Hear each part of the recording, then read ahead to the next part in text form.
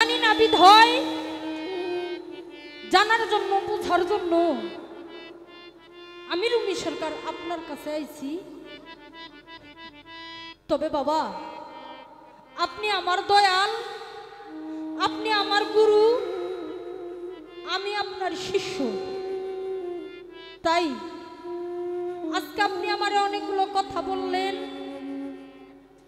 তবে বাবা, আমি চাই না আমার দয়াল রে, আমার গুরুরে ছোট কইরা আমি বড় হয়ে যাই এই জায়গায়। আমি সেটা চাই না, এটা একটা শিষ্যর ধর্ম না বাজান। তবে বাবা, আপনি এবারে কিছু কথা বলছেন, আমার এবারও একখানা প্রশ্ন করছেন। তবে শুরুতেই কথা বলেছেন যে শিষ্যরা প্রশ্ন করা যায় না। তবে শুরু থেকে এ পর্যন্ত আপনি আমারে একবারও ছাড়েননি বাবা, বইলাই যাইতেছে। তবে বলেন সমস্যা নাই। তবে বাজা, আমি রুমি সরকার, আমার সমস্ত কিছু, আমার দেহ মন প্রাণ সমস্ত কিছু আপনার চরণে আমি বিলিয়ে দিয়েছি। আমার বলতে আমি কিছুই রাখি নাই, যে এই জিনিসটা আমার। আমি সমস্ত কিছু আপনার কাছে আমি বিলিয়ে দিয়েছি। তবে বাবা, আপনি হলো একটা সাগর, আর সেই সাগর থেকে যদি কেউ 2-4-5 বালতি জল তুইলা আনে, সেই সাগরে কখনো জল কমতি হয় না বাবা। যেমন জল তেমনই থাকে। তাই বাবা, আজ যদি আপনি আমার মাইরাও ফেলান মারতে মারতে, তবে এই পালাগানটা বাবা, এই পালাগানে এক পর্যায়ে মারামারি হয় বাবা।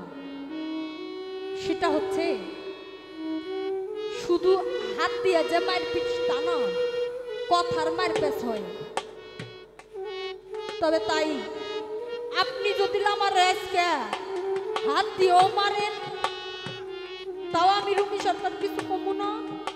তার কারণ যদি মাইরাও আজকে আপনি আমার কিছু দেন, এইটাই আমার জন্য অনেক কিছু। আজকে যদি আমারে আপনি বকেন, আমি রুমি সরকার মনে করব এটাই আমার জন্য আশীর্বাদ এবং শিক্ষা। তবে বাজান, আপনি এবারে আমার একখানা প্রশ্ন করছেন। তবে তার আগে আপনার একটা কথা আমি বলতে চাই। আপনি একটা কথা বারবার রিপিট করছেন, সেটা হইল গুরু শিষ্যর মধ্যেও নাকি সহবাস হয় বাবা। বলছেন এই কথাটা? তো আমি আমার দয়ালের কাছে এই কথাটা এবার জানতে চাইব। আমার জ্ঞানে, আমার বুঝে যেটা মনে হয়, সেটা হলো একমাত্র সহবাস করে একজন স্বামী আর একজন স্ত্রী। তা আমি মনে করি গুরু একজন পিতা সমতুল্য কি বাবা। আর একটা শিষ্য, সে যদি নারীর শিষ্য হয়, তাহলে সে একটা গুরুর কাছে মেয়ের মতো। আর একটা যদি ছেলে শিষ্য হয়, সেটা হচ্ছে তার সন্তানের মতো, অর্থাৎ ছেলের মতো। তাই আমি রুমি সরকার আপনারা তো পিতার আসনে বসাইছি। আপনি আমার গুরু, আমি আপনার শিষ্য, আমি আপনার পিতার আসনে বসাইছি। তবে একটা কথা বলার কারণে আমি বলতেছি, এবার আপনার কাছে আমার জিজ্ঞাসা থাকবে, এই যে গুরু শিষ্য সহবাস, এই সহবাসটা আবার কেমন সহবাস? কিভাবে এই সহবাসটা করা হয়? তার কারণ আমার মনে এইটার জন্য ভুল ধারণা জন্ম নিছে। এটার সঠিক তথ্যটা কি, এর সঠিক জবাবটা কি, আপনি আমারে বোঝাই দেবেন। এই গুরু শিষ্য সহবাস, তারপরে হয় মেহেরাজ। এই মেহেরাজটা কি? আর এই যে আপনি আজকে একজন গুরু, আর আমি রুমি সরকার একজন শিষ্য। বাবারে, এমনও মানুষ আছে অনেক তত্ত্ব তালিম জানে, কিন্তু সে আজ পর্যন্ত গুরু হইতে পারে। তবে তাই আপনার কাছে আমার জিজ্ঞাসা থাকবে, এবার আমার হাত পা চোখ কান নাক মুখ সবই আছে, কলিজা ফেফড়া সব কিছুই রয়েছে। আপনার মধ্যেও ঠিক তাই তাই আছে, একটুও কম বাড়া নাই, একটু শুধু সেটা আপনি পুরুষ আমি নারী। তবে আপনি গুরু হইলেন কোন কারণে, আর আমি রুমি সরকার শিষ্য হইলাম কোন কারণে? আল্লাহ পাক আমার মধ্যে যা যা দিয়েছে ঠিক আপনার মধ্যেও তাই তাই দিয়েছে। আল্লাহ পাক আপনার মাঝে এমন কোন জিনিসটা, এমন কোন অঙ্গ, এমন কোন বস্তু বেশি দিয়েছে যার ফলে আপনি আনোয়ার সরকার আজকে একজন গুরু, আর আমার মধ্যে এমন কোন জিনিসটা আল্লাহ পাক কম দিয়েছে যার ফলে আমি রুমি সরকার আজকে একজন শিষ্য। আপনার কাছে আমার এই প্রশ্ন থাকলো। তবে বাবা একটা কথা কই, আপনি যে গুরু, আপনি যে কেমন ধারা গুরু আমি বুঝতে পারলাম না বাবা। সাধন ভোজন করা গুরু, তাই আবার মন থেকে প্রতাপ করতে যায় নাকি? আপনি কেমন সাধন করছেন, কেমন ভোজন করছেন, রাত পথ দেখে আছে তাই প্রতাপ করবার জন্য গেছেন? আপনার সাধন ভোজন মনে হয় ঠিক হয় নাই বাবা, বেয়াদ হইয়েন না। মঞ্চে সারা রাত গান মোবাইলে যেমন আপনি কেমন সাধন করছেন, আপনার সাধন ঠিক নাই। আর একটা কথা বলছেন ভক্তি,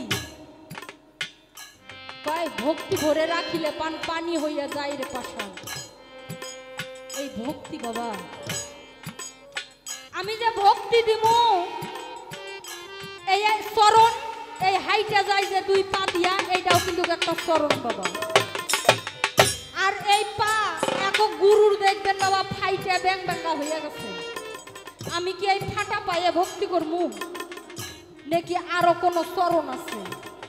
এই চরণ কয় প্রকার, আর এই চরণগুলোর নাম কি কি, আর কোন চরণে ভক্তি করলে আমি আমার দয়াল, আমি আমার গুরু আনোয়ার চন্দ্রে পাবো, সেই চরণ আমারে বোঝাই দেবেন। আর বাবা আমি শিষ্য কিছু জানি না, আমার মধ্যে কিছুই নেই বাবা, আমি সবকিছু আপনার মাঝে বিলিয়ে দিয়েছি। তাই একটা কথা আমি বলেছিলাম, এই জন্যই বলেছিলাম, আপনি আমারে ভুল ভাবছেন। কয় যে শালা বুঝো না তারে আরে কি কমু। একটা কথা কইছিলাম না, দয়াল কারো রাখছো গাছতলায়, কারো রাখছো পাঁচতলায়, কেউ খাইয়া থাকে কেউ না খাইয়া থাকে। এইটা আপনার কেমন নিলা? এইটা এই জন্যই বলছিলাম, আপনি নিজে মুখে বইলা গেছেন আপনার এপার বাংলা ওপার বাংলা 8,500 ভক্ত, তার মধ্যে আমিও একজন। কিন্তু আপনার ভক্ত আরো শিষ্য থাকতে পারে, কিন্তু তারা খোঁজ রাখে সপ্তাহে একদিন, কেউ রাখে মাসে একদিন, কেউ 6 মাসে একদিন, কেউ বছরে একদিন। কেউ আপনার গানরে ভালোবাসে, কেউ আপনারে ভালোবাসে, কেউ আপনার দুইটা কথারে ভালোবাসে। আর আমি রুমি সরকার আপনার এমনই একজন শিষ্য, যার রাত 24 ঘন্টা আপনার সাথে থাকার চেষ্টা করি। এই জন্যই যে আপনি যে সারা রাত না ঘুমাইয়া, মানুষ সারা রাত ঘুমায় দিন হলে পরিশ্রম করে, এই জন্য আপনার সঙ্গে থাকার চেষ্টা করি যে আমার বাজার কষ্ট কইরা ঘুম যাই গান গাই। এটার কষ্টটা কেমন এইটা উপভোগ করার জন্য গানটা যেমন গাই। তবে আপনি একটা কথা বলছেন যে তোর বাপরে মারমু, তোর মায়েরে মারমু, তোর 14 গোষ্ঠীরে মারমু, তবু আমার ডাক কইব। তাই আপনার নাম ডাকার জন্য আজ আমি নিঃস্ব হয়ে গেছি। আমি রুমি সরকার আজ নিঃস্ব, আমার বলতে কিছু নাই। আমি সবকিছু হারাইয়া আজ একা, বড় একা হয়ে গেছি। তবে এইটা আপনার চেয়ে বেশি আর কেউ জানে না। তাই মনে হয় এত কপালে এত দুঃখ, এত যন্ত্রণা আপনি দয়াল আমারে দিয়েছেন নিজে হাতে। তবে বাবা এই দয়ালের মন আমি আজও পাইলাম না। তবে আমার বাজান কইতে পারবো না যে একটা গুরু যদি সে খাঁটি ভক্ত হয়, খাঁটি শিষ্য হয়, সে গুরুকে মুখ ফুটে বলতে হয় না যে শিষ্য আমার পানির পিপাসা লেগেছে, আমার পানি চাই এই মুহূর্তে। তবে আমার কাছে কোনোদিন আপনার বলতে হয় নাই যে রুমি আমার এই মুহূর্তে এটা লাগতেছে, আপনার কানকে ভালোবাসতে যাইয়া, আপনারে ভালোবাসতে যাইয়া আজ রুমি সরকার আমার বলতে কিছুই নেই বাবা। তাই বাবা আপনি আমার সব, আপনি যদি আমার লাঠিও দেন তাও আপনার চরণ ছাড়া আমার কোনো গতি নাই। তাই বাবা একটা শিষ্য পারে একটা গুরুকে এপার হইতে ওপারে নিয়ে যাইতে, কিন্তু গুরুর ক্ষমতা নাই একটা শিষ্যরে এপার হইতে ওপারে নিয়ে যাইতে পারে। কিন্তু সেটা শিষ্যকে শিষ্যর মতো শিষ্য হইতে হইব, আর ভক্তর মতো ভক্ত হইতে হইব। তবে বাবা সেই দিক লক্ষ্য কইরা আমার